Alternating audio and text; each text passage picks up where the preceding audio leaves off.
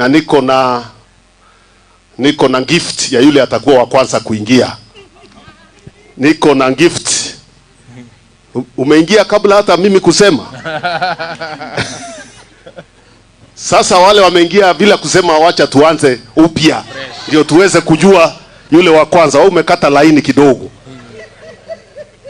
Sasa tuanze 1 2 3 tuanze kuingia, tujue yule atakuwa wa kwanza kujisajili kama mwanachama wa PNU kwa njia ya kidijitali. Nataka kuona yule wa kwanza kuwa member. Wengine naona hata hawashukui simu sao, hawafanyi.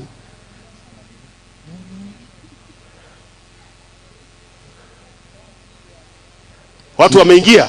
Wale wameingia ni wangapi? Nione kwa mikono juu. Wale wameweza kuingia. Sasa wako wengi. Lakini gift iko hapo kwa Mama Mwita, women leader wa chama cha PNU. Mpigieni makofi kwa kuingia kuwa member wa kwanza wa PNU wa kidijitali. Kwa hivyo hiyo sherehe sasa tumefanya, na najua wananchi popote wako katika taifa la Kenya, kutoka Mandera kuelekea huko Kilifi, kuelekea huko kwa Baba Bondo, kuelekea pande ile nyingine, eneo lile lingine, kuelekea Meru, kuelekea Embu, wapi, kila mahali sasa wako na uwezo wa kuwa wanachama wa chama cha PNU bila kupitia mambo ya register ama kitabu. Kwa kutumia simu yao wanaingia, wanakuwa member. Asanteni sana. Nafikiri hiyo sherehe tumeingia. Sasa tunaelekea awamu ya pili.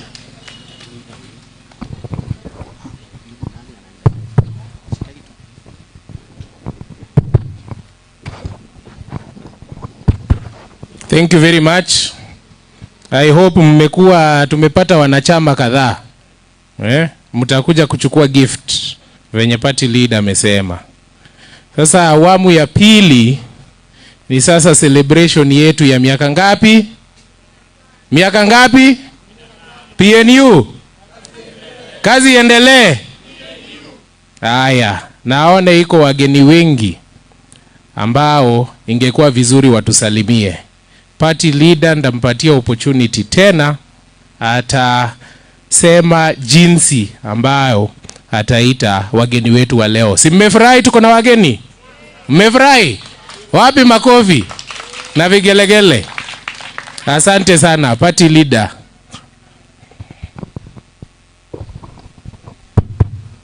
Asante sana. Nashukuru tena kwa nafasi hii. Ndio tuelekea awamu ya pili ya sherehe ya kuwa tumekuwa chama tumesimama imara kwa miaka 15. Na kama vile Secretary General aliwaeleza kwa historia kidogo, mwanzilishi wa kwanza wa chama cha PNU ni mzee Mwai Kibaki, ambaye alikuwa rais wa Kenya. Na wakati huo baba atakumbuka zaidi, chama cha PNU ilikuwa chama ya muungano wa vyama kama vile tuko saa hii muungano wa vyama wa Azimio. Watu walikuwa vyama vingine, wengine walikuwa NAK na wengine wakakuwa vyama vingine, Flower Party na nini. Sisi zote tukaingia kwa mrengo wetu, tulikuwa kwa PNU.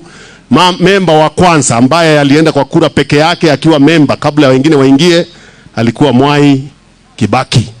Sisi tukawa vyama vile vingine, baadaye tukakuwa chama moja, kakuwa chama. But beleni ilikuwa chama ya muungano kama vile mnajua Azimio. Lakini saa hii ni chama ambayo iko na direct membership, na ikakuwa tamu ya pili ya Mwai Kibaki ikakuwa ruling party.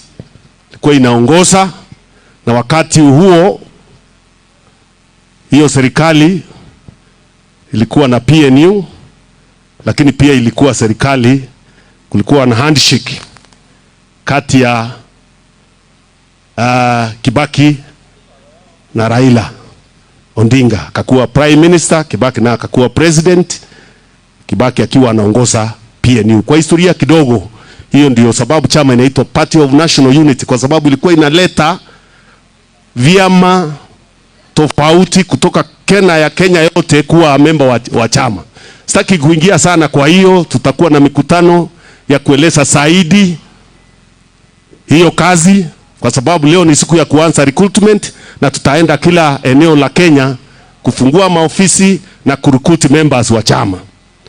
Kwa hivyo langu muhimu sasa ni shukrani kwa viongozi wa vyama vyetu ya Azimio ambao wamekuja kuwa nazi siku ya leo. Tuko na wawakilishi wa vyama mbalimbali na wengine pia nafikiri wako njiani, lakini kwa sababu ya muda tutaanza kuzungumziwa na kusalimiwa na wale wako tukiendelea, alafu mwisho tutakata keki ya 15 years. Kwa hivyo tunaanza kwanza tusalimiwe na viongozi wenzetu wale wako hapa, na nisititishe ya kwamba PNU ni chama cha Azimio, hatujabanduka hapo. Azimio inaendelea kupata nguvu zaidi. Najua kuna story huko ambazo huwa zinakuwa sponsored na wale wa watu wa Kenya kwisha. Hawa ndio wanakuwa na story mingi, siwi Azimio imeenda namna hii, siwi nini, wakipiwa makelele kule kwa sababu wananchi wamekasirika. Wanasema ni Azimio. Kila siku wakiota Azimio. Hata wakati Azimio haiko huko, iko kazini yake Azimio. Sasa wananchi wamechoka, yale mambo walielezwa mengi. Siwi tutawafanyia nini? Mtakuwa na wifi kila mahali mkitembea. Sijui mama mboga atakuwa kiongozi minister, sijui wa ishara gani, sijui bonda zitakuwa za aina gani. Hiyo story zote mwaka moja na nusu hakuna kitu tunaweza kusema hiyo serikali imefanya. Mimi huwa najiuliza nikiwa peke yangu, ni kitu gani moja muhimu naweza kutaja niseme serikali hii ya Kenya kwa kwisha imefanya. Kama ni mambo ya project, launching ya project ni zile zilifanywa na Mheshimiwa Uhuru Kenyatta. Ndizo wanazunguka wakilaunch mara ya pili, mara ya tatu. Wakirundia promises ya zile zingine watafanya mara ya 4. Hiyo ndio mzunguko tunaona.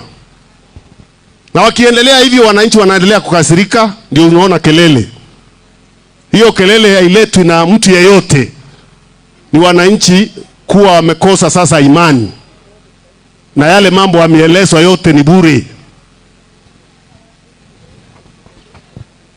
Baba ataeleza sasa hivi, mimi nilikuwa tu nataka kuchangia kidogo kusema hivyo. Kwa hivyo Azimio imesimama imara na sisi kama PNU tuko hapo ndani, atubanduki.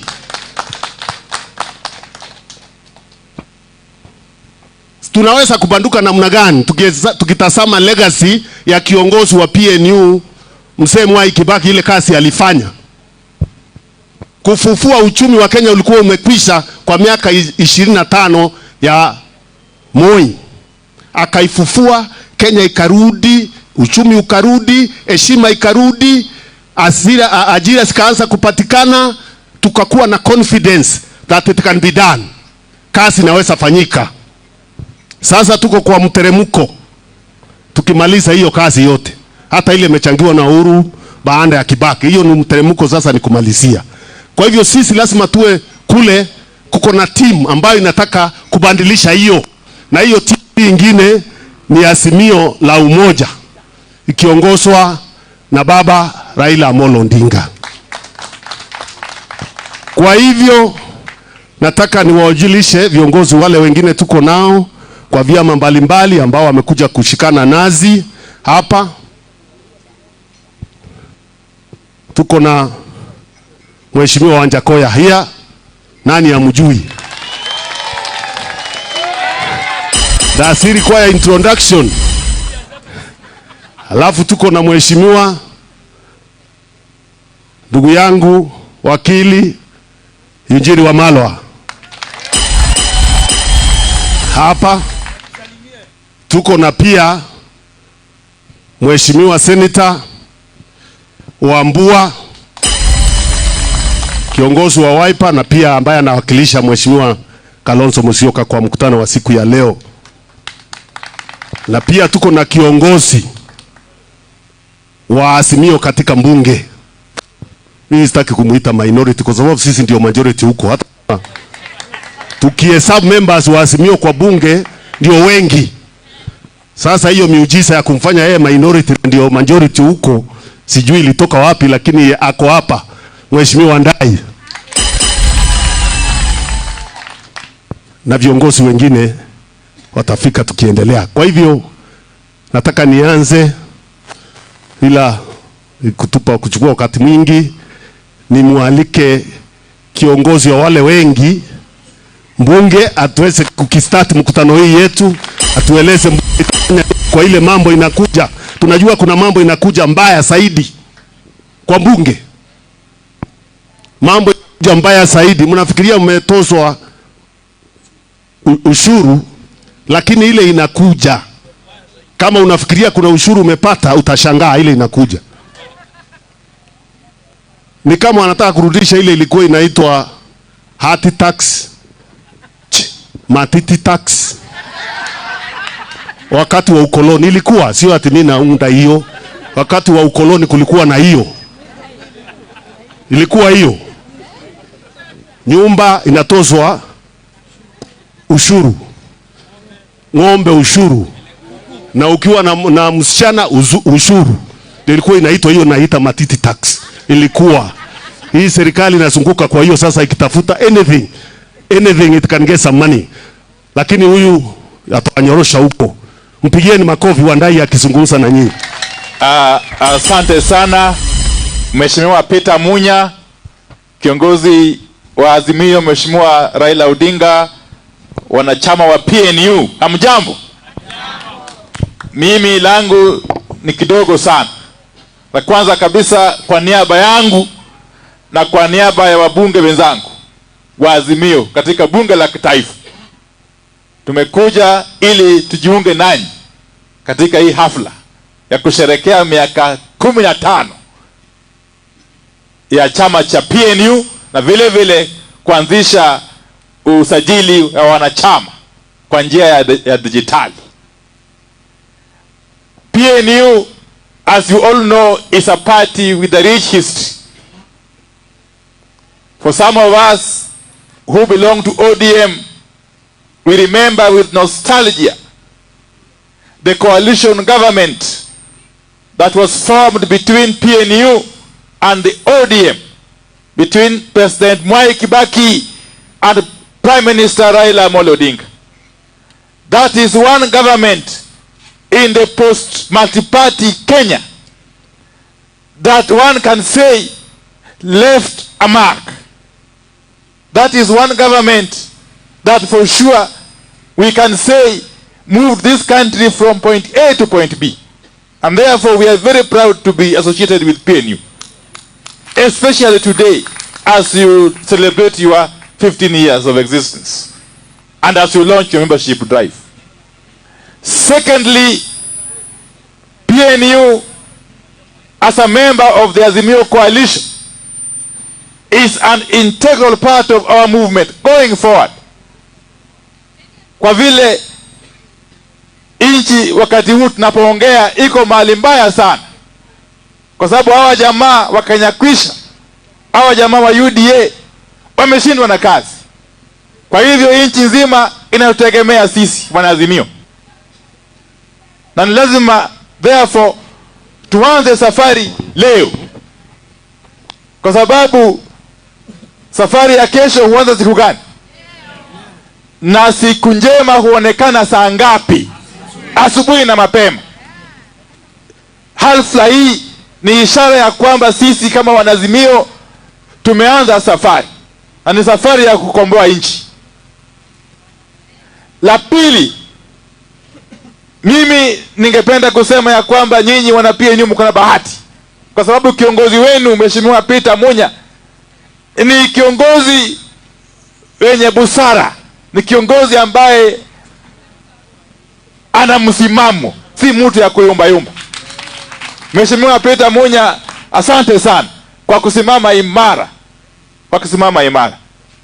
Mimi nawatakia heri na baraka, lakini la muhimu natarajia kwamba wakati wa uchaguzi ujao ukifika, vyama tanzu vya Azimio viwe zimekomaa sehemu zote, pembeni zote za nchi, na wakati huu tupate wajumbe wengi wa bunge la kitaifa katika chama cha PNU na wabunge wa county assemblies, ndio tukiunda serikali ya Azimio tuwe na serikali ambayo iko na mizizi pembeni zote za nchi. Asanteni sana na Mwenyezi Mungu awabariki. Thank you very much. God bless. Pigieni Wandai makofi. Hiyo ni kiongozi yako na usemi vizuri sana huko kwa bunge, na tutategemea yeye kwa vita ile inaendelea kuhakikisha Wakenya wajamalizwa na ushuru wa pesa ambayo hatujui inaenda kufanya nini. Sasa nataka nimwalike kiongozi mwingine shupavu ambaye anatetemesha dunia huku, na si mwingine ni Profesa Wanjakoya, one of the most educated Kenyans. Na umwimbie kawimbo hiyo asikie vizuri, naona ana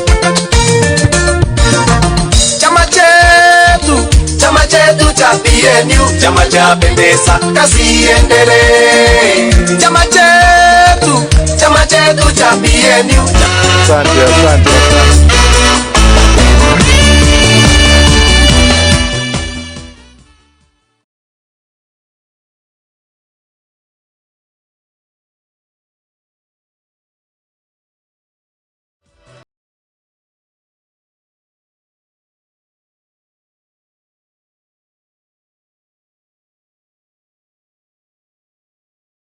DJ. Najua nikimuona baba mimi huwa nachangamuka. Sijui ni kitu gani nilipata kwa baba. Mheshimiwa Munya, sijui nitaku-describe namna gani. One of the most honest, trusted, semeni honest, trusted, and direct. He speaks his mind. Mheshimiwa baba, unajua ukiwa mahali mimi utetemeka. Sijui ni figo ama ni nini, na hiyo kutetemka kwangu ni furaha, because of baba tuko hapa, and because of baba I am alive, and because of baba hata wewe ndio ufanye namna hii kuniondoa kwa baba, wewe mwenyewe ndio utajiondoa. Mheshimiwa Eugene Wamalwa, Mheshimiwa pia Wandai, Mheshimiwa wa Kitui, nimekula kwako, najua vile uko na mrembo anatengeneza chakula mzuri. Ningependa kusema hivi. Kwanza ningetaka kumshukuru baba, na ningetaka kukosoa pia, sio baba. Na ningetaka kumuonya Mheshimiwa Munya kwamba ukienda Bungoma tafuta Eugene. Ukienda Bungoma tafuta baba. Ukienda Bungoma tafuta Wajakoya. Manake kule kuna mkatili fulani kule, sitataja jina yake, ambaye kazi yake ni kungojea wale wanasiasa wenzake wakienda Bungoma, anatengeneza mawe, na hiyo mawe anatoka wapi? Uganda. Na anatengeneza watu na visu kwenda kupiga wengine na kuangamiza kule Bungoma. Baba, sijui kama nasema ukweli. Bwana Munya, ukienda huko mheshimiwa, chunga, there is a politician from Bungoma County, a man who can never be elected apart from fear, causing fear among people. A man who has put other people's lives at stake because he wants to please RUTO.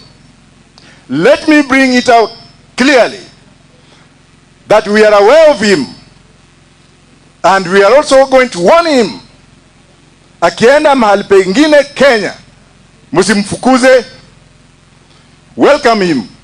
But ujinga wake, na mimi ndio nimesema, utaisha before 2027. Sumenipigia makofi tamani. That man should know that Kenya of today is a Kenya of young and old. It's a Kenya of men and women. It's a Kenya of people who have gone through the transition of democracy led by none other than Raila Odinga. A man who has suffered, a man who has endured suffering, a man who has been in prison, a man who has been fed on so many things, but he refused to die because his spirit is still alive. It's because of that spirit of Raila Odinga that all of us are here. It is because of that spirit that some of us want to smell and get away with a bit of it, so that we can come to self-realization. And we as members of Roots Party, please, if you have joined Munyas, na unatumianga ile kitu ingine, tafadhali kaa huko. Tutakuhitaji huko, maana najua hata kwa kina Munya kule, wakati nilikuwa anatangaza kuwa rais, nilikuwa nataka kuwapelekea kiwanja hapo Isiolo, ndio sasa tukimea ile ingine na hii ingine tunatoa hapo tukipeleka huko nje. Lakini baba atakamilisha hiyo, kwa sababu baba aliniambia akichukua ataweka kitu kingine hapo Isiolo. Surely baba, I want to ask you openly, notoriously and in front of everybody, kwamba watu wa Isiolo or Isiolo County, Isiolo should be made the capital city of Kenya. Nimesema ama sijasema? Na Nairobi should remain an industrial city. Because with Isiolo being a capital city of this nation, the people of Meru, the people of Garissa, the people of any other neighboring from Mount Kenya will have easy access to the international market. Kutakuwa na kuajiriwa kazi pale, mahospitali zitapandwa pale, zitajengwa pale, punda mtu haitakufa kutoka ukikija Nairobi. Na hiyo mimi namuomba baba afikirie, because baba, you are the president. Ilichukuliwa tu lakini you are the president. Na hii yote ni malilio ya watu wa Roots Party, ili wa Meru mahali wamekaa, Wakamba ambao wanatoka Eastern, Waria wote mahali walioko, na Waislamu wote ambao wako pande hiyo, wawe na access to the international market, because what they are producing today can help this country rejuvenate economically. We can move on, because Nairobi is congested. Let us have a mindset of moving away from here and devolve our capital city. Finally, I'm also asking Baba to reconsider bringing in 3 tiers of government. It was Baba's original idea, but then we are for it in Roots Party. And Mheshimiwa Munya also want to look at it that way, so that we have a federal government. Federal meaning regional government, so that we can have counties within a state. So that we can have counties within a state. Ndio Wakuria wawe na county yao, Wateso wawe na county yao, watu wa Saboti wawe na county yao, lakini kwa mrengo ya state, so that we have regional governments. Pale taxation will be easy. We shall have fair taxation. We shall have regional taxation, state taxation, and every state will be given its obligation and duty. We cannot take a county like Narok, which produces rice or wheat, hides and skins, meat and milk and tourism. Pesa ambayo inatoa pale inapelekwa central government ili wapewe kidogo. Hiyo ni uongo. Watu wa Narok wanatakana wakae kwa county yao, wakiwa na regional assembly Nakuru, ili waseme kwamba ile pesa ambayo imetoka county yetu hapa, how do we develop this first to us, so that we could have a national ceiling. Na nimesema hivyo, tafadhali siku nyingine nitaongea na Munya. Ukija kwetu Kakamega, kuna mrembo wa nyumbani kwetu huyu, tafadhali ukija kwetu Kakamega, kuanzia leo kurecruit, utalala kwangu. Sema utalala kwangu. Asanteni sana baba. Kwako. Thank you very much. Mimi ni mgeni wake, nitalala kwake. Si ndio? Hayo ni muhimu, ni urafiki. Na unaona chama chetu kiko kila mahali. Huyu amekuwa member miaka mingi. Hawa ndanda wamekuwa wanchilisi kutoka zamani. Kwa hivyo sasa nataka nimwalike rafiki yangu wa miaka mingi, hata wakati alikuwa kwa hii kazi ya hawa watu, hawa marafiki hapa, alikuwa kwa hii kazi, na sasa ameendelea mpaka yeye ndio the celebrated senator wa chama cha Wiper, ambaye ni kiongozi ameheshimika sana uko Senate, na pia yeye ndiye atawakilisha Mheshimiwa Kalonzo Musyoka hapa, ambaye ametembea, atatueleza zaidi. Mheshimiwa Senator Wambua, mpigieni makofi akija. Sijui kama kuna wimbo yake pia. Baba, kila kona munataka nani? Baba, atehu, baba, mbio, onera, borome. Rudia bwana. Donge. Jana munataka nani? Baba, na wazee munataka nani? Hadi wa mama munataka nani? Kila kona munataka nani? Baba, atehu, baba, mbio. Kono juu, kono juu, kono juu. Kono juu, kono juu, kono juu. Kono juu, kono juu. Twende. Vijana munataka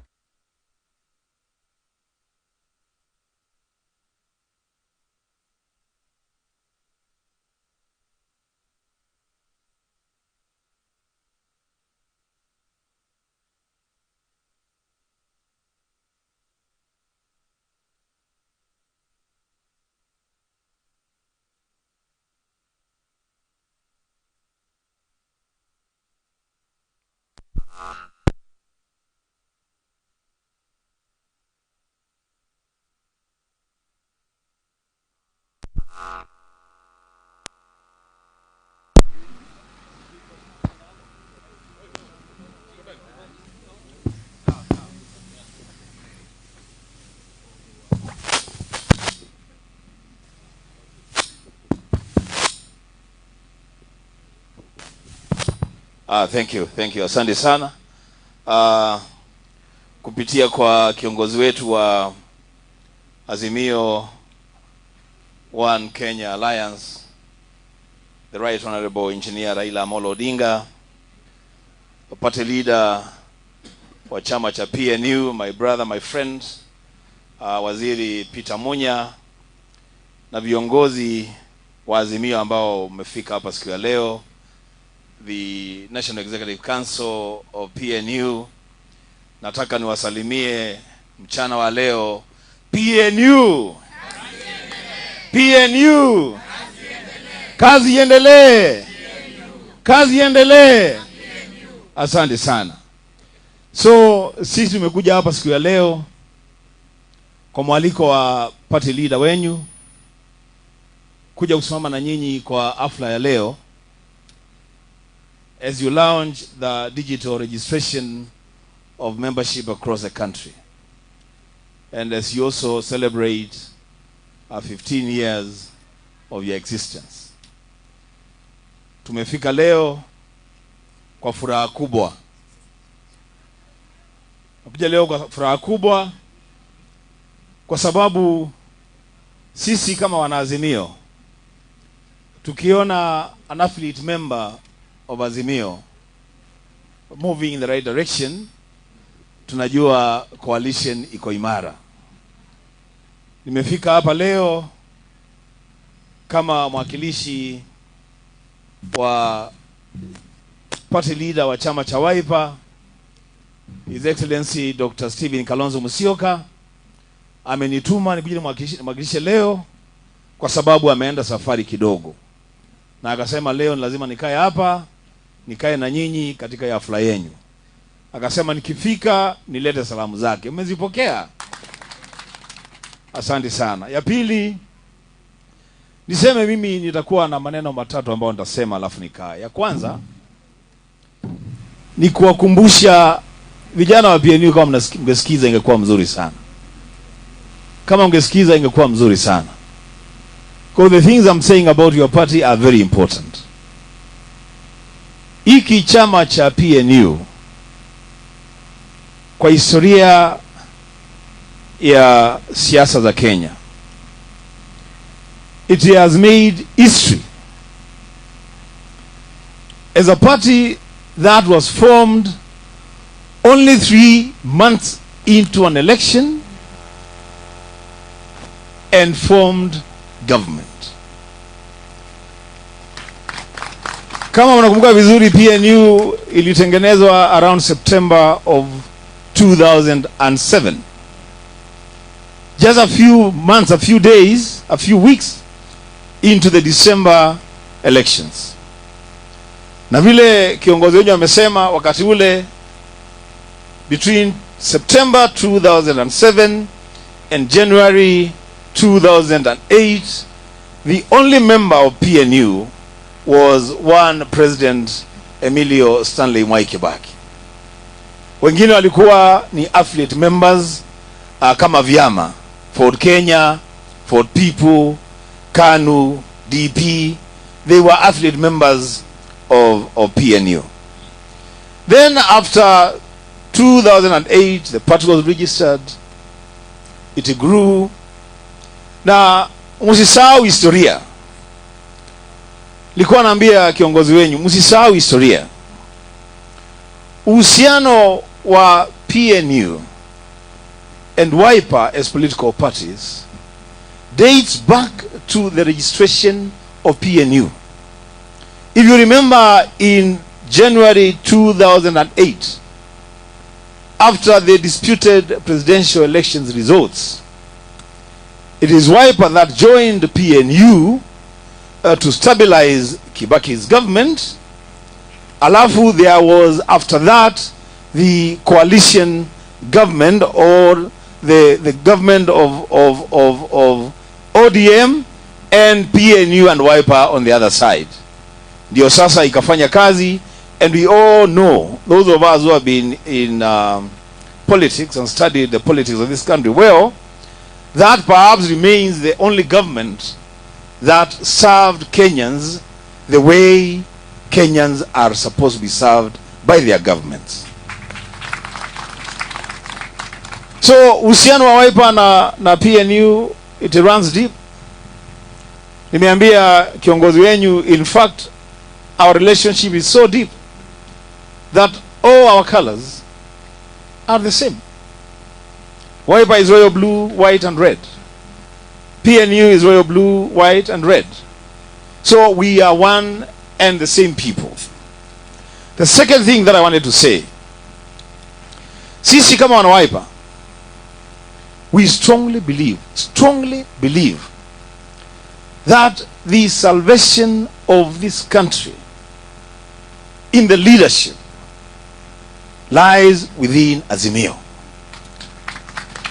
Outside Azimio hakuna maisha. Outside Azimio is Kenya kwanza na ni shida ambayo tuko nayo sasa. Kwa hivyo sisi tunataka tuone PNU beyond this registration party leader. We want to see a strong PNU. We want to see a very strong ODM. We want to see a very strong Roots party. We want to see a very strong DAPK party. We want to see a very strong Jubilee party. Because as a coalition, we are as strong as our weakest affiliate party. Sisi wale ambao tunasoma Biblia, nikienda kumaliza, najua Mungu alifika mahali, Yesu alifika mahali alipokuwa anapaa kwenda juu mbinguni, akaambia wanafunzi wake, sasa mimi nimewaacha huku, lakini sitawaacha kama watoto yatima. Nikishafika kule kwa Baba, nitawatumia Roho Mtakatifu, atawaongoza kwa maneno yenu. Na akifika, muanze kueneza Injili. And begin in Jerusalem. Mukitoka Jerusalem, muende Judea. Mukitoka Judea, muende Samaria, and the rest of the world. Sasa mimi nataka kusema hivi siku ya leo, kwa sababu nyinyi mmeanza kujisajili kidijitali, na hiyo kitu imeanza Kenya mzima. Sasa mimi pate leader wa PNU, kwa sababu PNU iko na Jerusalem yake. Mimi nataka PNU pale Jerusalem, muende mushike Jerusalem ikuwe strong na imara kabisa. Because mkishika Jerusalem ikuwe imara, Azimio iko imara Jerusalem. Si ndio? Mkitoka hapo Jerusalem, muingie hapo Judea. Sawa sawa? Hiyo mshike ikuwe sawa sawa. Azimio, That, Baba, that is the only way that Azimio is going to win the next election with a landslide. We strengthen our political basis across the country. And we should be very careful about something called friendly fire. Because friendly fire is fire and it kills. Sindio? Ukipigwa risasi hata kama ni ya ndugu yako ama ni ya mama yako, ikikupiga utafanya nini? Utakufa. We must be very careful about friendly fire. Tuhakikisha kwamba kama PNU it has a base in a region. Sisi wote wana Azimio tunaenda pale kwa base ya PNU, we protect that base for Azimio, na tunajua mwenye kutushikilia pale ni PNU. Tukienda mahali ingine tuna strengthen our parties across the country. That way hawa watu tutawapungia pumzi na tutawatoa mapema. Ya mwisho, hii serikali ambayo inaongoza Kenya yetu siku ya leo. Baba, nimesoma news this morning. Nimeona inflation in January has actually jumped to 6.9, almost 7%. That means that the cost of living, the value of our currency, the cost of doing business in this country is becoming a lot more difficult by the day. Na hawa watu ukiwauliza wanasema tuko na mpango. Juzi nimemsikiliza Bwana Musalia Mudavadi na mimi nahurumia yeye kidogo, because it seems to have lost direction. You know, he seems to, I don't know. Anasema sasa very soon mtaona mabadiliko. Very soon. Sasa hii mabadiliko ilianza August last year mpaka saa hii very soon mabadiliko itakuja. Hiyo itafika kweli? Hakuna mabadiliko itafika. Sisi sasa ukweli wa Mungu wa Kenya, and I say this with confidence, ukweli wa Mungu ni kwamba Kenyans now ni lazima tuvumilie kukua wa Kenya. Because under the RUTO administration there is no hope of a better life tomorrow. There isn't. If it was there we would have seen it. For now we haven't seen anything. Ni shida juu ya shida. Lakini Baba, nataka nikushukuru kwa sababu ya kusimama imara kutetea wa Kenya na kutushikanisha sisi wote vyama tanzu vya Azimio tutembee safari moja. Na mimi ndani kuhakikishie hayo maneno ambao kiongozi wao amesema, Peter Munya, our party leader. Baba, I want you to rest assured that any mischief that this government wants to play pale kwa bunge watatupata kule. We shall stand firm. We shall stand firm and fight for what we believe to be the rights of the Kenyan people. Asanteni sana wana PNU, and God bless you. Thank you very much.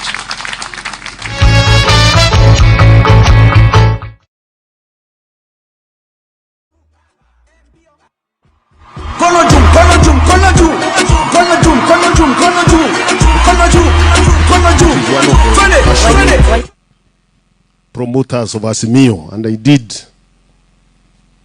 believably so, because this country is losing hope, and there is nothing worse than losing hope. You can lose everything else, but when you start losing hope, you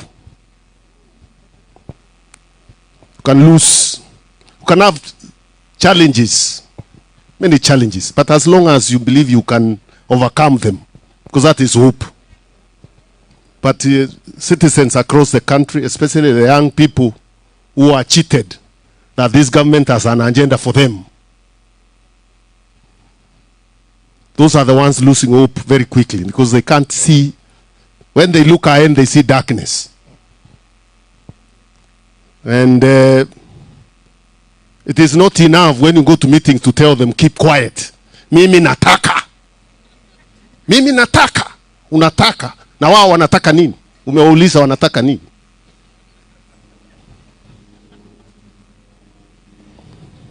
It's not how loud you speak, how firmly you pronounce yourself. This country will be changed by properly thought out policies and the programs that address the issues affecting the citizenry. But if you are running a wash-wash economy, our wash-wash government, nothing is ever thought out. You just pronounce things. dream out something at night, then the next morning you are announcing Kenya is going to be a visa-free country. Which country in the world is visa-free? So you are inviting criminals, networks across the world to come and cause havoc in your own country.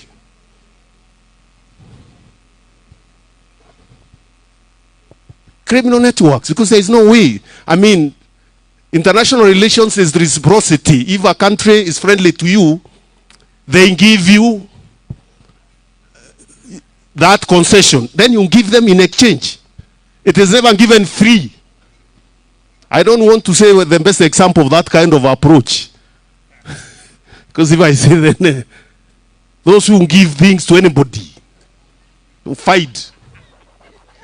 Don't want to say that, but you can't turn our country into that kind of an approach. Anyway, let me take this opportunity to invite my brother, whom we have worked closely with for many years, wakili mwenzangu, kiongozi wa chama. Huko wakati tulikuwa tunaenda na yeye huko, tulikuwa tunaita chama ya mbolea. Na tukasema kweli mbolea ni muhimu sana. Kuna eneo mbolea iko muhimu Kenya yote. Lakini najua Western Kenya kwa hata muhimu zaidi. Unajua chama ya mbolea? DAPK. Na kiongozi wake si mwingine ni wakili wa Malo ambaye amesimama kila mahali. Azimio inahitajika, mambo ya sheria yanaongoza hapo. Mpieni makofi basi.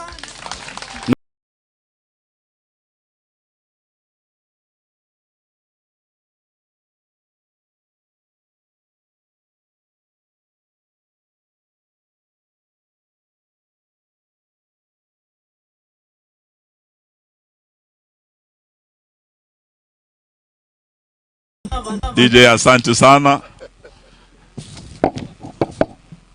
The Right Honorable Raila Odinga, the second Prime Minister of the Republic of Kenya, na party leader wetu PNU, ndugu yangu Peter Munya, party leader Roots Party, Mheshimiwa Senator Wambua, Mheshimiwa Wandai, na NEC members wa PNU. Hamjambo. Happy birthday. PNU.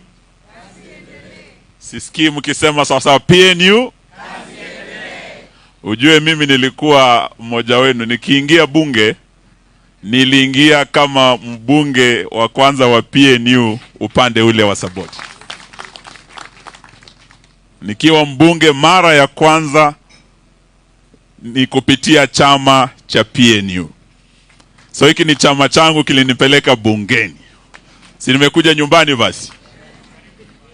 Nikiwa waziri pia mara ya kwanza nilikuwa waziri kupitia chama cha PNU. Kwa hivyo nikija hapa, I'm very proud, party leader wa PNU, wakili mwenzangu, waziri mwenzangu, kusema ya kwamba I'm very happy to be here today to witness the 15th anniversary of a great party in the Republic of Kenya. Nami nasema PNU is a great party sababu this is the party of Mwai Kibaki. This is the party that brought free primary education in the Republic of Kenya. This is the party that brought the Vision 2030. This is the party that brought us the new Constitution 2010. This is the party that brought us devolution. Kwa hivyo PNU kiwa hapa, labda kuna wengine mmekuja juzi, wale tulianzisha PNU, we are very proud to be associated with a party that transformed Kenya na ambayo ilileta mabadiliko kwa maisha ya Wakenya.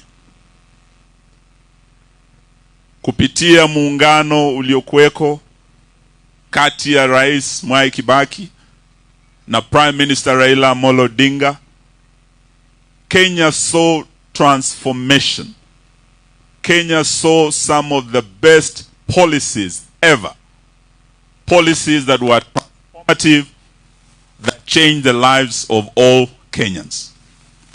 Indeed, when we meet today and we compare PNU and the government, the Grand Coalition government, and the transformation that we realize through good leadership, good policies, and we compare with what is going on now in the Republic of Kenya, we can only shed tears because kuna shida Kenya hii jamani.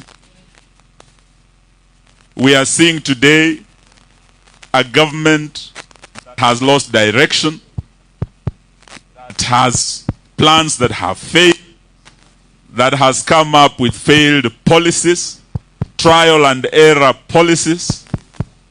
Ukisikia mambo ya G2G, ile walileta wakatuambia eti wameenda Uarabuni, wana mpango mzuri sana utakao hakikisha ya kwamba mambo ya dola kwenda juu itakwisha Kenya. Badala ya dola kwenda chini, dola imeenda wapi? Juu. Mambo ya mafuta ndiyo hiyo imewashinda. Wakasema eti wamepeana bilioni 16 kwa KNTC kuimport vyakula, bei ya vyakula ishuke. Badala ya bei ya vyakula kushuka, imetoka bottom, imeenda wapi? Up.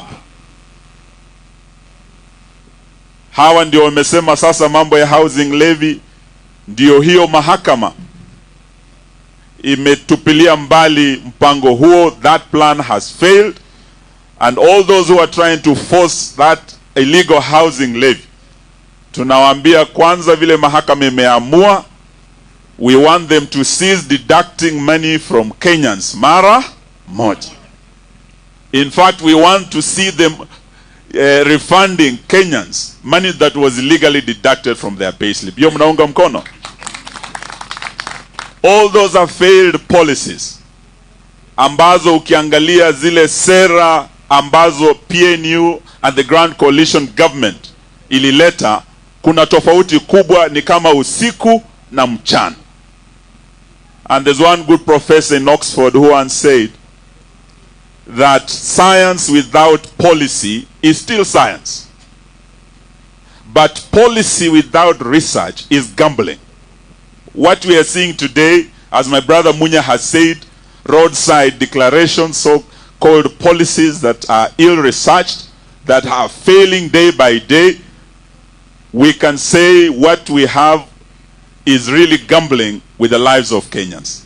Kwa hivyo tukija hapa kusherekea PNU, let us also celebrate the greatest achievement PNU ilituletea apart from good policies.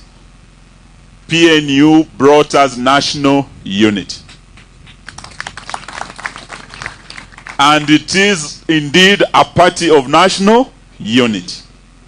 Under Mwai Kibaki and Raila Odinga, we saw a united nation.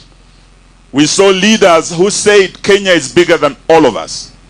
And they sought through the handshake to unite the country. These were selfless leaders. What we are seeing now is a total turnaround from what we saw. We have selfish leaders who are dividing the nation into a shareholder and non-shareholder Kenya. When the presidency under Kibaki was a symbol of national unity, the presidency under RUTO and Gachagua has become a symbol of national disunity. And that is why we celebrate the party of national unity that brought unity in the Republic of Kenya. Sitaki niseme mengi, leo ni siku ya kusherekea. Pia ni siku ambayo tuko hapa kama wana Azimio, tukiwa na kiongozi wetu wa Azimio, kuhakikishia wa Kenya ya kwamba we are united and we seek to unite this country. Just the way PNU is a party of national unity, Azimio ni chama cha kuazimia umoja wa taifa letu. na hatutakubali tugawanywe ama tugawanyike. Azimio letu ni kuunganisha Wakenya, taifa hili liwe taifa moja la Wakenya wote bila ubaguzi ya shareholders na non-shareholders. So hilo ndio jambo nataka tukiwa hapa tusherekee. Na tuseme watu wa PNU, we would like to see a stronger PNU. Vile mmelaunch mambo ya registration leo, sisi wana DAP pia tuko tunafanya hiyo registration, wana ODM wanafanya hivyo. Tuko na Roots hapa na Kenya, Wiper, kila chama twataka tuwe na msisimko mpya, tuwe na vyama tanzu vilivyo na nguvu katika taifa, kila kona ya Kenya. Because a strong PNU, ODM, Wiper, DAPK, Roots na Kenya will be a stronger Azimio. That is why we are here to celebrate this. Mukianza hii hatua, we want to encourage you, murudi nyumbani. Naona umetoka pembe zote za Kenya, nimeona kina mama kutoka Pwani, hata tumeona msichana wetu kutoka huko Kakamega. Tuataka murudi nyumbani, musajili wanachama. We want a strong PNU and a strong Azimio. Mtafanya hivyo? Wanasema sasa ukiwa na kuku utalipa ushuru. Watakuja kuhesabu kuku kwako nyumbani. Vifaranga ngapi umepata jana? Atitoa 50 shillings kwa kifaranga moja. Ng'ombe ngapi imesaliwa? Which calf gapi kwako? Sasa, that's why I said what we are driving at now is a wash economy.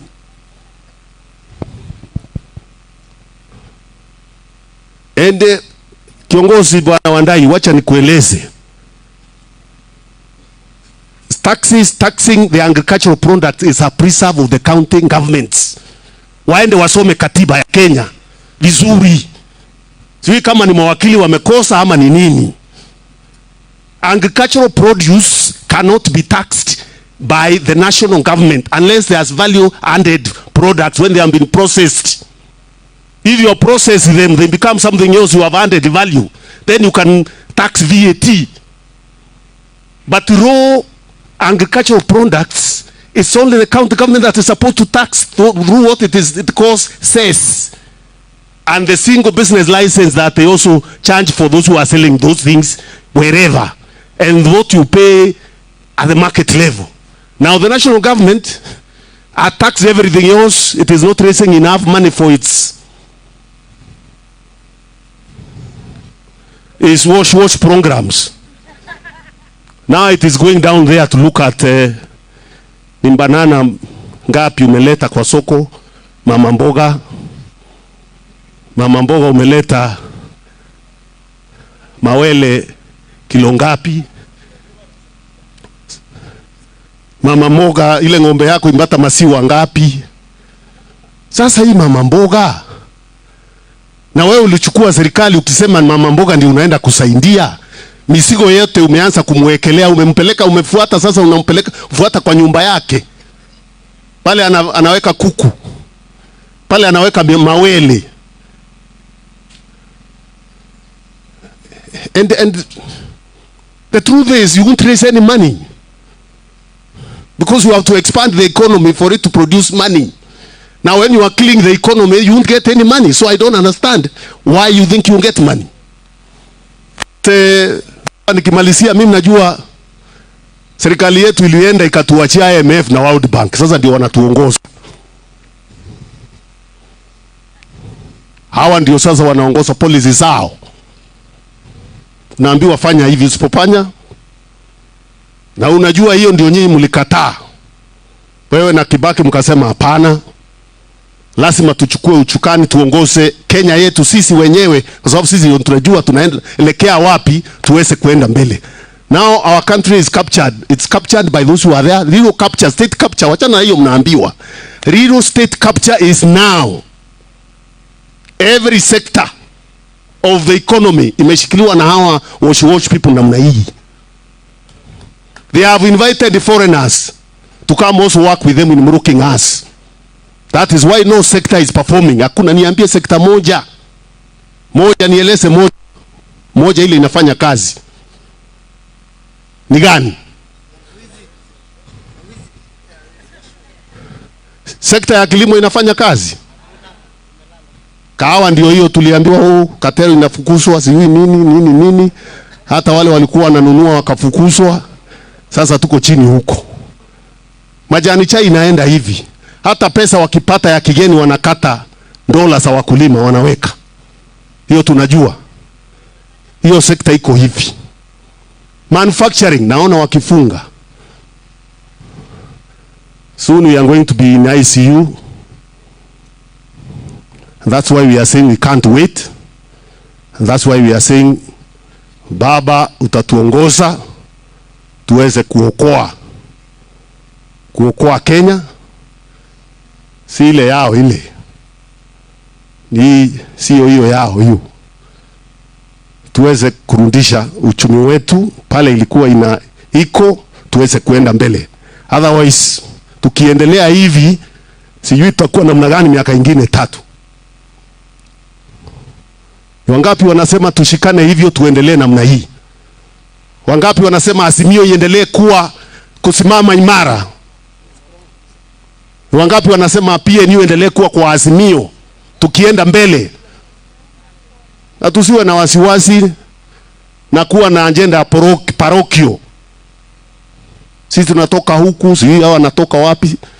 Kitoka huko na mwingine anatoka kule, ndio unapata nini?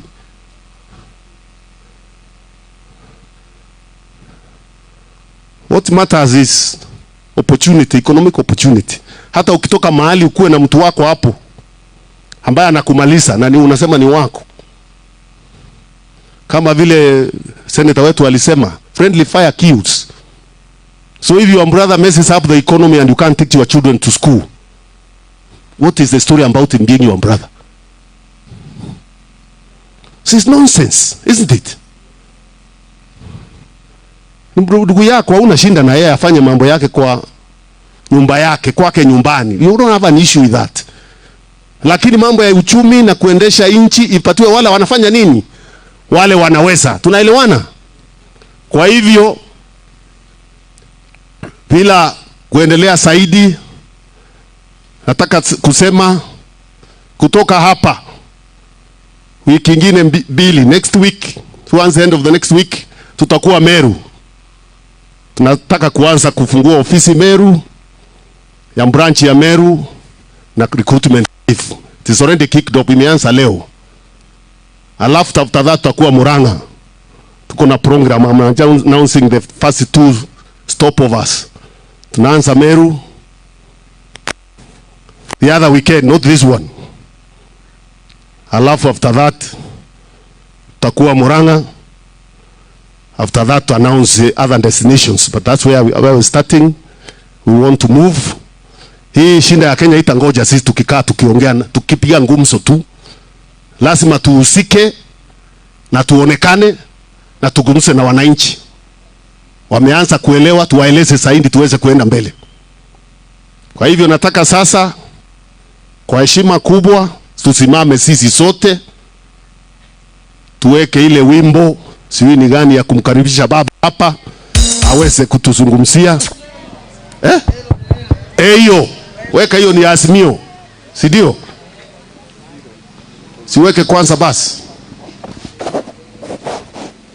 ama ingine kama huku na hiyo sio lazima. Basi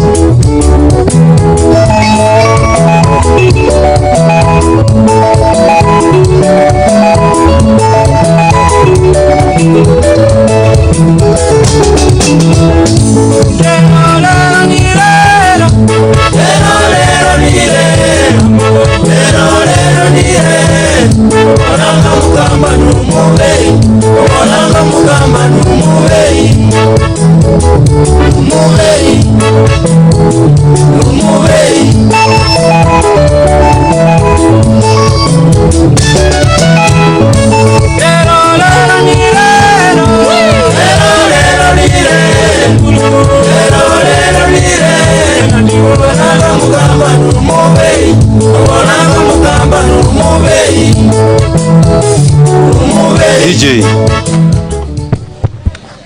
pigeni baba makofi tena, makofi ya mkaribisho kiongozi wetu.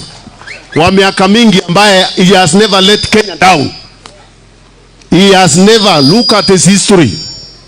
You can say so many other things, but kama kuna kiongozi patriotic who has had Kenya at his heart for all those years, he has been there.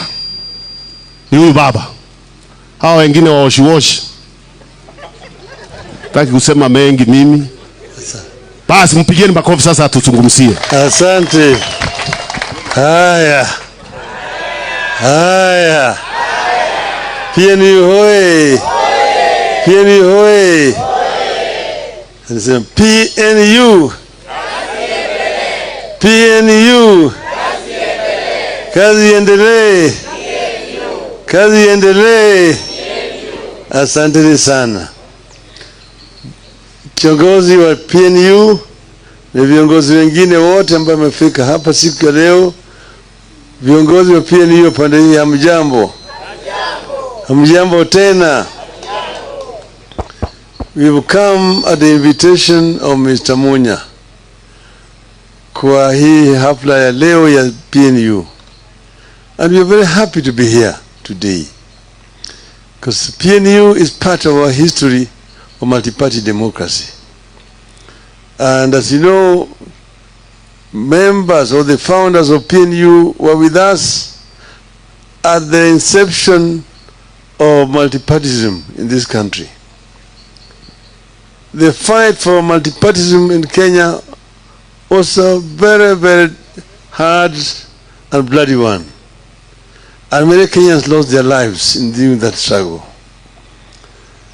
So the day when ultimately KANU went to Kasarani and a declaration was made to remove that section 2A, was a historic day for Kenyans. They said tutoa ile section 2A, Binyala alisema tuwache hawa watu. And then we were Ford exploded. Kenyans were everywhere on the streets. So after that, parties came up. Since that time, it was first originally only Ford, then came DP. Eventually Ford split into Ford CD, Ford Kenya, and so on and so forth. But then we moved on, and we ensured when we were writing our new constitution to state in there that Kenya is a multi-party democracy. This was because of the period that Kenyans went through a very bloody dictatorship of single party. And we said never again will Kenyans agree to go back to that kind of situation. So I'm happy to be here when PNU is celebrating 15 years. It reminds me of my late friend Emilio Mwai Kibaki, a great Kenyan by all the standards. Mwai Kibaki was a very simple person. You talked to Kibaki and a man of very few words. He did not speak many things. And after you say something which he does not agree with, just say, huyo ni mjinga. Yamesema ni mpumbavu huyo tu. Wachana na yeye. So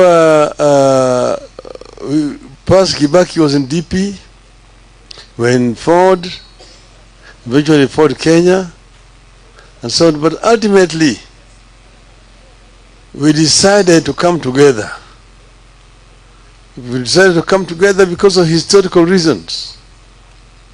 When Moi was trying to impose leadership in the country, we said no to Moi. And we met, and it took us a long time to come together. Ultimately, we agreed we were going to come together.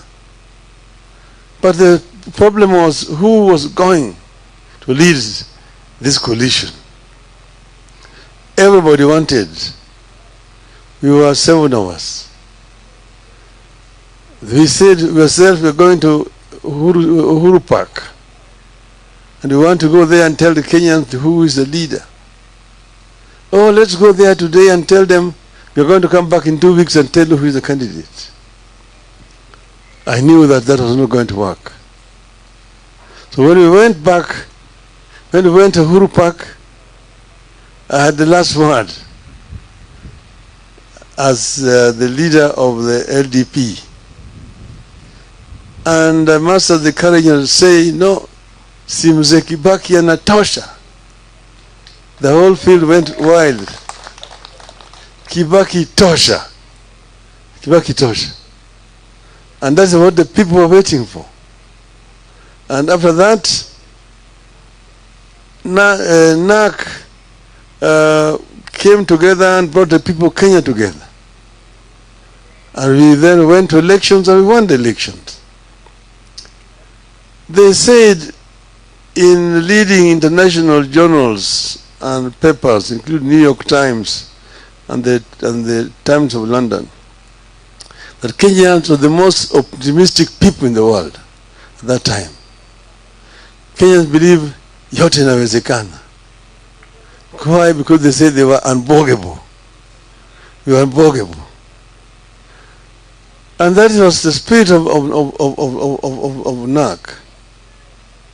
Unfortunately, because Kibaki had suffered the accident, Kibaki was infirm.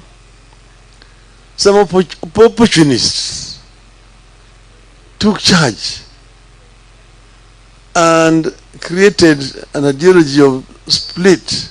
These are basically the elites around Kibaki. They're the ones who created the blood in NAC, which ended with the eventual split of NAC. And that is why we had a problem at Bomas of Kenya. And then why we ended up with oranges and bananas. And then since we ended up with ODM and the PNU. I'm giving you that history to know that PNU and ODM have one common origin. They are children of NAC that we had formed. So I come to you here as a leader of a sister party, ODM and PNU are sisters. Okay? And but there's nothing wrong with party splitting. It's a normal thing. Even if you go to Europe, you have these things. Even in the USA, it's the same thing. And parties profess different ideologies. But that is the need. That is the what you call the diversity of society that we need. Pluralism. If you go to the UK, you've got the Liberal Party, you have the Democratic, you have the Labour Party, you have the Conservative Party.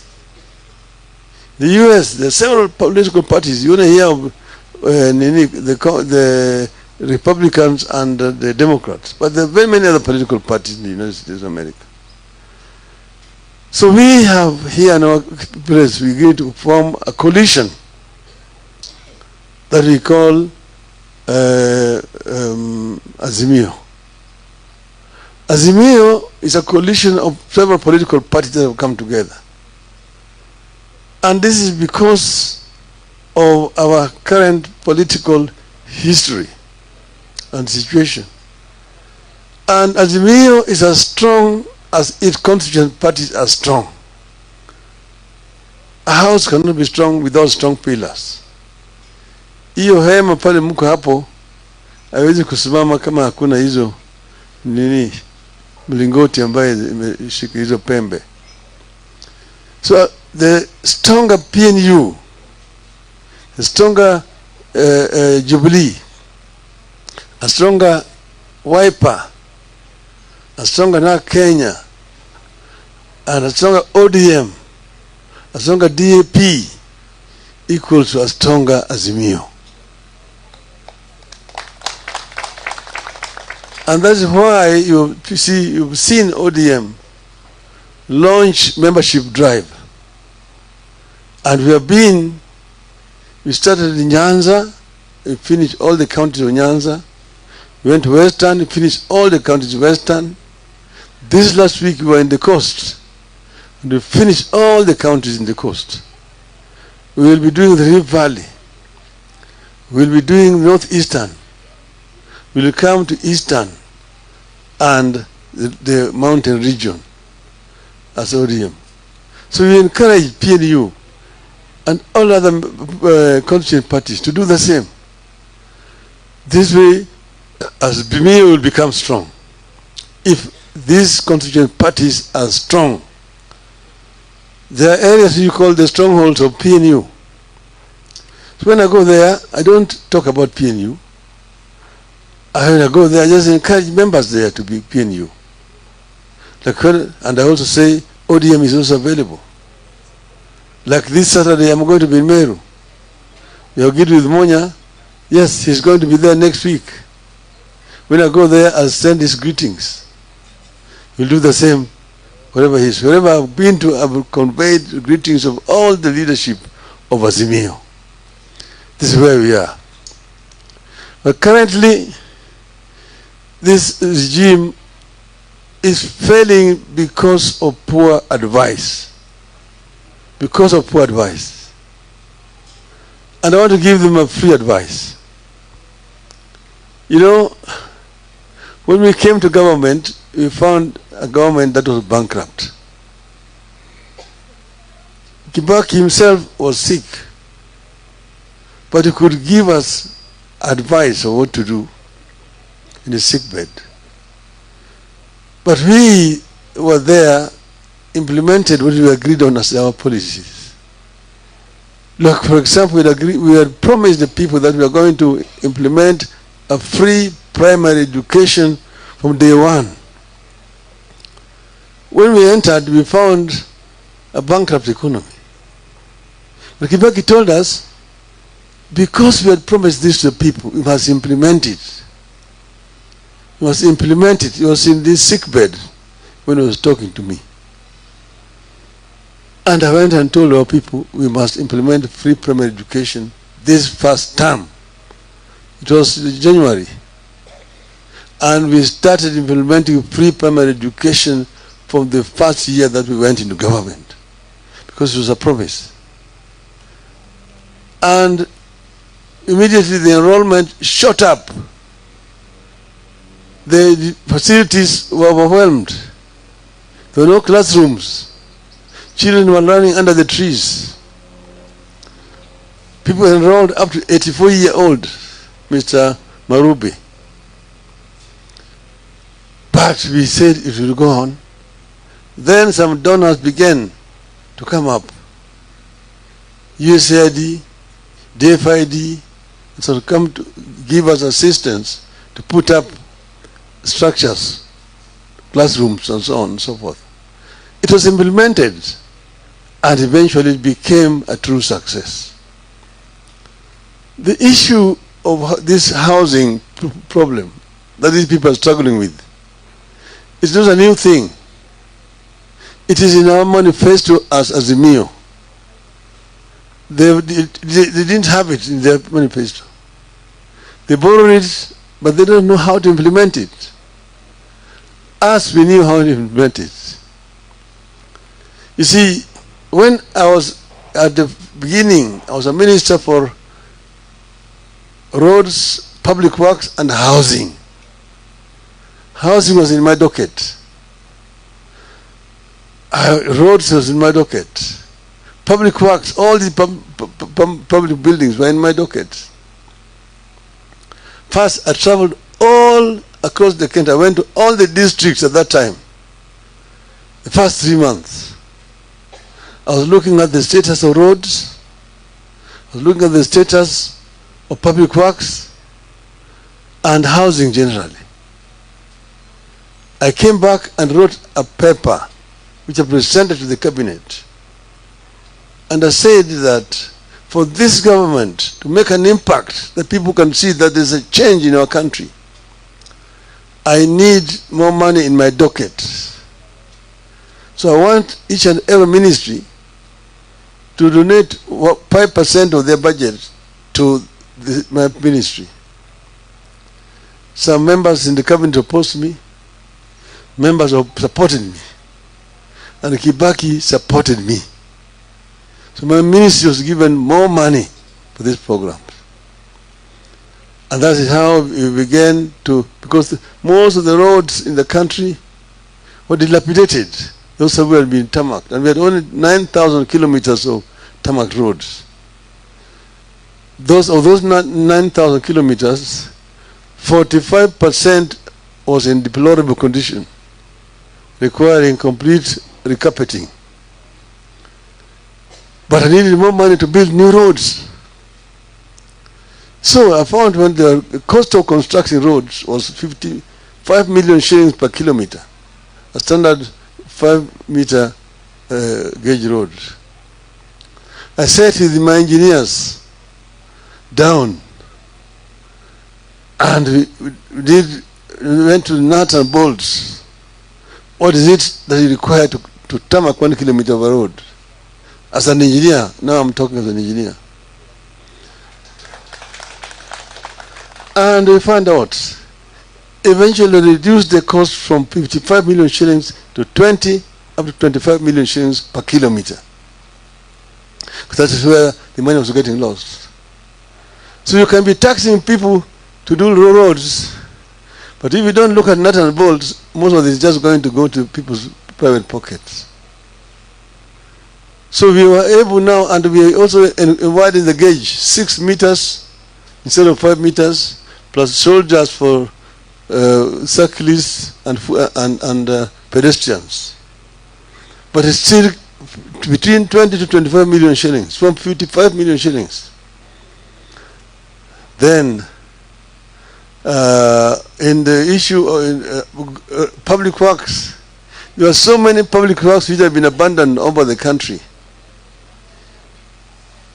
Provincial headquarters, district headquarters, hospitals, colleges, schools, and so on, which are built and left just hanging there.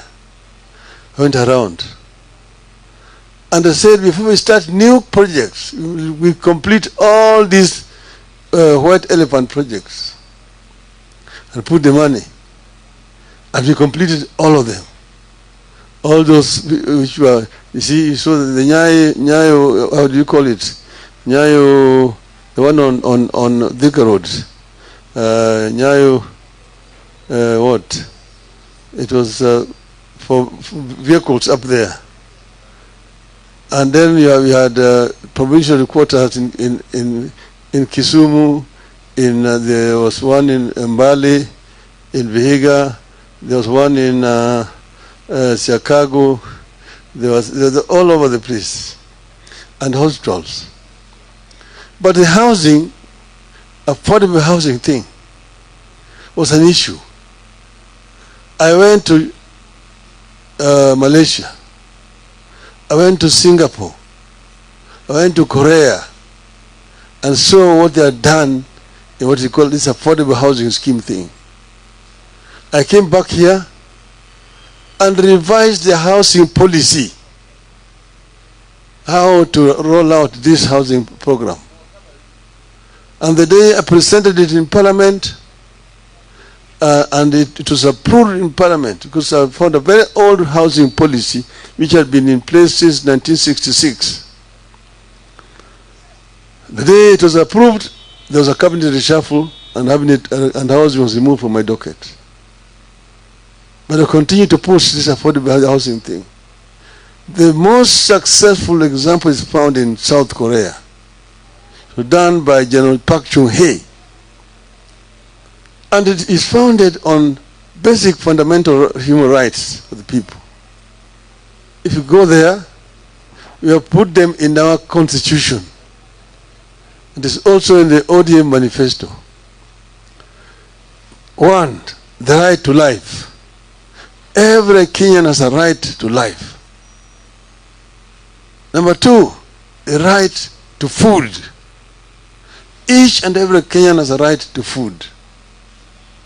3, right to shelter. Each and every Kenyan has a right to shelter. Nobody should sleep on the streets. 4, right to health. Every Kenyan has a right to health and Medicare. If one is sick, whether they have money or they have no money, they have a right to Medicare. 5, right to education. Every child born in our country has a right to education, even if the parents have no money. From nursery, primary, secondary, up to university. Then right to work and so on and so forth. But if you're doing this affordable housing thing, it must be affordable. We came up with slum upgrading in towns because we found that in Nairobi, 60% of the population here live in slums. And we started with Kibra, which was in my constituency, to do slum upgrading, that program. And how do you do it? Because it's not a standard thing as one size fits all. That you have got one design of flats or apartments and people are paying so much and you're going to deduct to go and construct. First, you're solving basic problems. You're solving the problem of shelter, housing. But secondly, you must also solve the problem of work. 3, the problem of education. 4, the problem of health care. So all those settlements which are being done there, they're not the same designs, depend on the need and the area. Here, people are going to be living here. Where are they going to work? Where is the market? Where is the health center? Where is the school? So it becomes one community. One community. So these people have a place where they're going to work. Like in Kibera, the program we came up with, it has not been implemented. We're going to put up apartments. But we're also going to put up shops where people will work and create wealth. Then there's going to be a market where they will take their wares. There's going to be a health center. There's going to be a school for the children. That's what you call integrated development. And people apply, those who want houses. Some of them are made to pay a deposit. The government made provision in the budget for rolling out this program countrywide. So they are definitely beneficiaries who are going to benefit, who will, and will not lack beneficiaries, who will come voluntarily to agree, 10% I will pay, 15% I will pay. But not that each and every person must pay, whether you're going to benefit from this program or not. You must pay. Even if you have a house already, you don't need a house, you must pay. Upende, usipende. Hiyo lugha ya upende usipende tulizika na katiba mkongwe.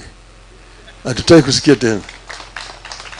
Hatutaki tena kusikia mambo ya upende usipende.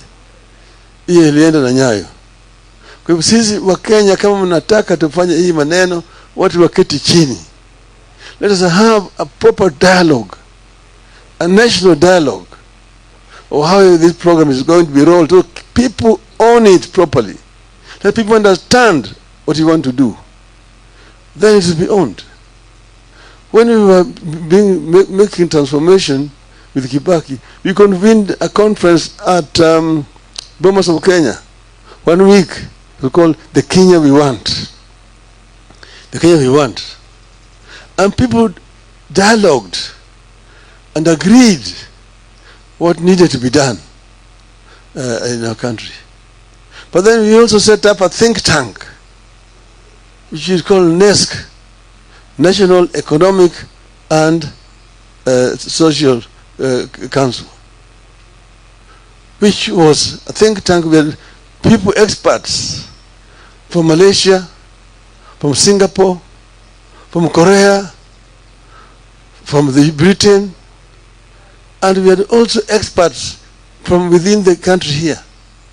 NESC was meeting once every 3 months to come up with ideas. It's through NEST that we came up with the Vision 2030. It's through NEST that we came up with the idea of SGR, LabSet, this Konza city, ICT city in Konza, tourist centers, economic processing zones. Those were thought out clearly, things which were clearly thought out, how they are going to be rolled out in the country. Think tank, I mean, NEST was meeting every 3 months, co-chaired by Kibaki and myself. Most of the time, Kibaki will chair the first meeting, but I will chair all the other meetings.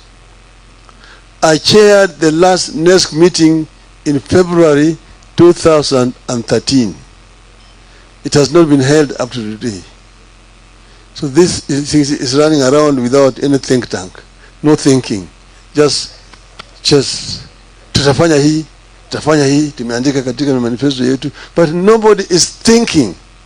This regime is moving like a blind person in the highway. It is very unfortunate indeed. Azimio.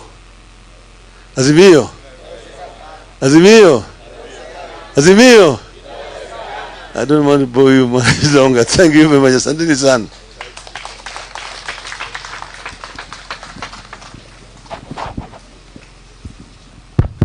Thank you. Pigieni baba makofi mazuri. Anatueleza vyema the thinking that went behind the policies during their coalition government with Kibaki. It's one thing to see something successful. It's another thing to know what goes behind it for it to flourish. Nothing comes. That's why we are calling this government wash. Because there is no thinking and the time to plan for anything. So anything goes. You can call it a government of anything. Anything goes. Baba has explained what real housing program is, what it is and where it has been done. In Rwanda here it was done. First of all, they started with indicating grass-thatched houses for the very poor who are nothing. The Kuang national program funded by government funds, government budget. Now you don't go back asking people for money again, because even the government money is people's money, isn't it? Now you go asking poor people who have nothing, they are not able to build a house. Civil servants who can even not afford a mortgage, you are telling them, pay money, we build you a house. Kwa sababu lengo ni pesa, watu, hiyo ni biashara ya watu. Kuna watu wameambiwa kwa kila simiti utapata hii, kwa kila chuma siwi ngapi utapata hii, kwa ile balasi utapata hii. Tunajua sasa ni mnapewa mdomo tu kunjuni, nyumba mnajengewa. That's why you can see them getting very annoyed when the court say no, you have not followed the right procedure in the law. Follow the law. You want to do housing, there is a process, follow it. Wanakuwa very annoyed because of kuna commitment somewhere. If it doesn't work if it does not work, there are certain commitments that have been given somewhere, so things won't work. Hiyo ndio unaona shinda. Mimi sitaki kuongea saindi, baba ameeleza. Tunataka sasa tuweze kuingia kwa ile awamu ya mwisho ya launching the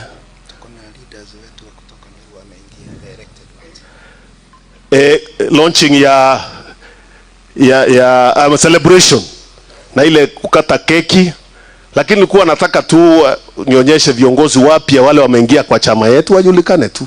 Bwana Chege yako wapi? Chege Majusi, so one of our youngest members. Nataka tu aweze kuonekana ni kiongozi wa vijana, hata sisi kuzungumza kwa sababu ya time. Seme tu salamu tu. Ningetaka kuwasalimia. Mimi kwa majina ni Joseph Chege Majusi. Baba, nimekuwa kwa ofisi yako na vijana wangu na nikakwambia Azimio tukikaa pamoja, huyu mtu hata kura milioni 1 hawezi pata. Thank you so much, na sitaki kuongea sana kwa sababu ya wakati. Bwana Kiruka kiongozi mwingine supavu pia anatujoin hapa leo. Salamu tu. Receive officially. Asante sana Mheshimiwa Peter Munya, Mheshimiwa Baba, hii safari tumetoka mbali. And I believe hii wakati huyu Zakayo huyu lazima ashuke. Na tunasema vizuri, either ashuke ama tukate nini? Tukate nini? Na ya kuguruku. Thank you very much. Sasa kwa sababu ya muda, kuna viongozi wako hapo, ni kuwaonyesha tu, sio kuzungumza. Najua Meru tuko na SBA wengi na walikuwa na ceremony huko ndio hawakuweza kufika, lakini wawakilishi wako wandogo. Tawaonyesha tu, hakuna speeches tafadhali. Haya, MCAs wetu wanaweza simama and wave to the crowd tafadhali kama wako hapa. Wapi makofi yao?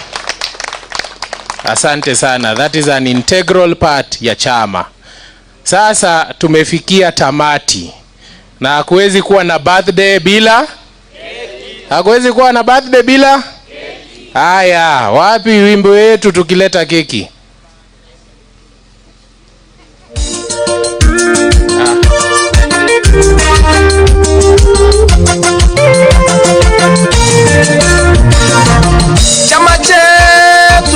Chama chetu cha PNU, chama cha pendeza, kazi iendelee.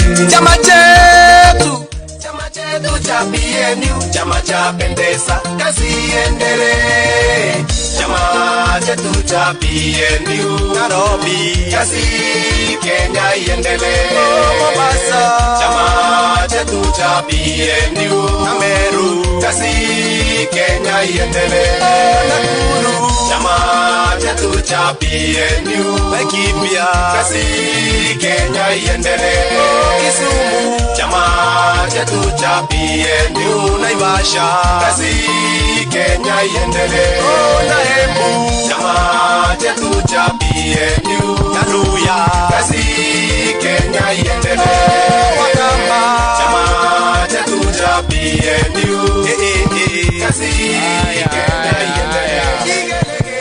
Sasa party leader atatusaidia kukata keki akisaidiwa na kinara wetu Baba, si ndio? Wapi makofi? Thank you. Yes. Not everyone, Wacha tuongozwe na party leader. Chairman, karibu. Yes. Haya, cameraman. Oh, mko hapa. Haya.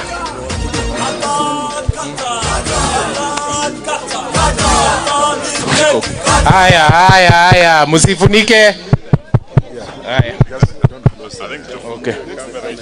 Haya, cameraman ndio hawa. Haya. Asante.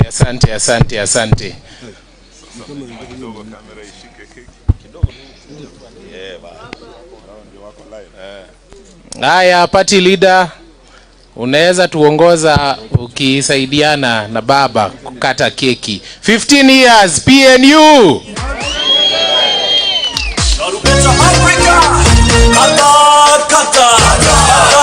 Kata.